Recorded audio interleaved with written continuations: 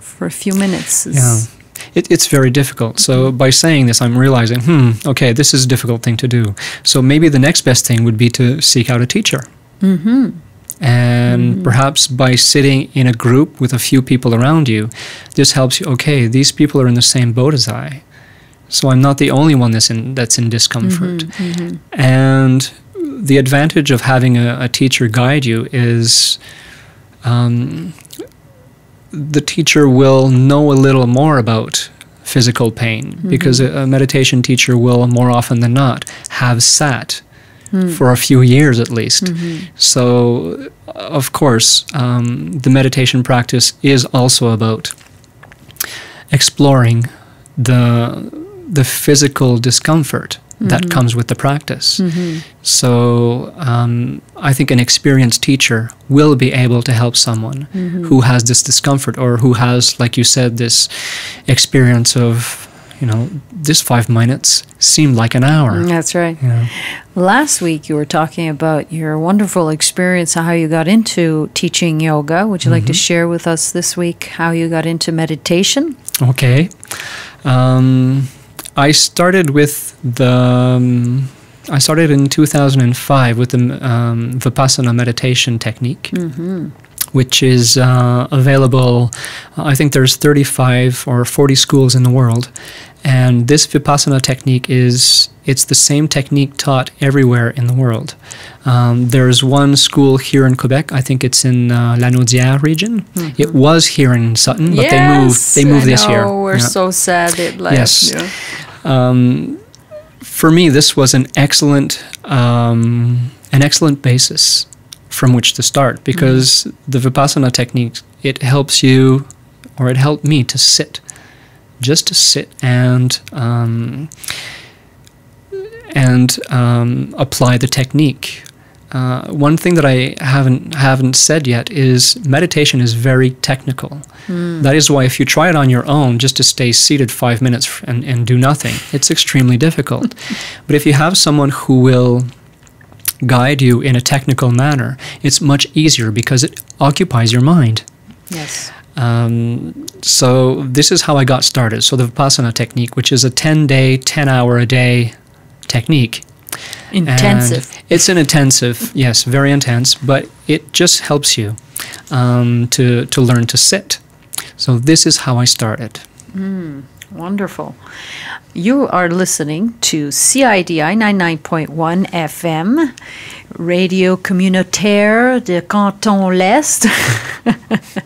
I'm your host, Elia Kavokis. My guest here is Danielle Laberge. We're talking about meditation, which is a course on how to learn meditation that he offers at the center, the Sunshine Center in Sutton. You can find out more information on sunshinecenter.ca, or you can phone us at 450-538-1111. Danielle, another question. I'm sure people are curious. Are there any dangers learning or meditating? Dangers. I think there is danger in meditating. Actually, the meditation that I suggest, these meditations are inspired by a meditation teacher called Ken MacLeod. If listeners want to learn more about Ken MacLeod, he has a website called Unfettered Mind. And there are a lot of podcasts on his website, so you can go and listen to him teaching. He, in the 1970s, he went to India, and he studied with someone called Kalu Rinpoche, who is from the Tibetan Buddhist lineage. And Ken MacLeod became his interpreter. So he traveled, he brought Kalu Rinpoche here to North America. So Ken MacLeod had the basic training in Buddhist meditation techniques. And what he did was he took these techniques and he wrote a book for us North Americans. Because when you're learning Tibetan Buddhism, the the images, the visualizations are really out there. So for us North Americans who have a different upbringing, it doesn't really ring a bell. So what he did is he adapted all of these meditations for us North Americans. And this is my biggest influence. This is really whom I consider to be your mentor. A mentor, absolutely. So your question was dangers. What the meditations help observing is how we react to outside stimuli.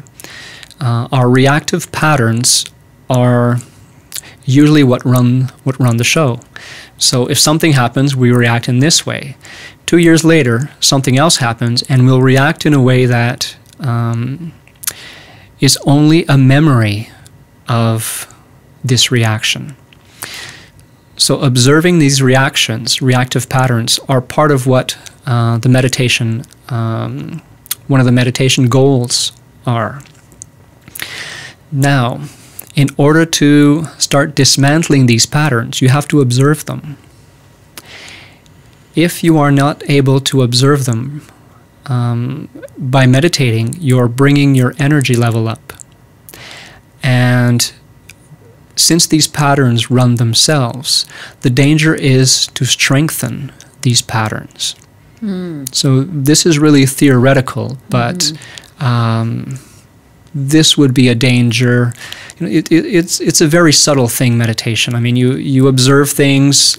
Some things are really deep and are not allowed to be observed. This is the role of the teacher. The teacher is there to pinpoint these small parts of you that perhaps if you had a practice by yourself, you would maybe not be able to see. That's right. So so it's a good idea to ask questions at the end to... Absolutely. And when the meditation classes, when you were asking me earlier how they were constructed, there are always a few minutes at the end. I always leave a 15-minute question and answer at the end, because what goes on in your meditation experience is not necessarily what the teacher has invited you to explore. Yeah. Always have no expectations, right? When we sit to meditate. Easy to say. Yeah, absolutely. Yeah. I know in my own practice, when I do sit, I've learned not to have any expectations. You talked about earlier having an awareness as well, that meditating is sitting and just being aware. I feel that I would extend that to every activity that you do, even if you are running around and hustling and bustling, that there is you do have a greater awareness of even when you're busy. Yes, absolutely. It's one thing to be aware when you're on your cushion or in the meditation room, but the goal is to eventually have this awareness in everyday life, like you say. That's right. This is what meditation is all about, to bringing that awareness into everyday life. Awareness. Thank you, Danielle, so much for Thanks, Ilya. gracing our show for a second time.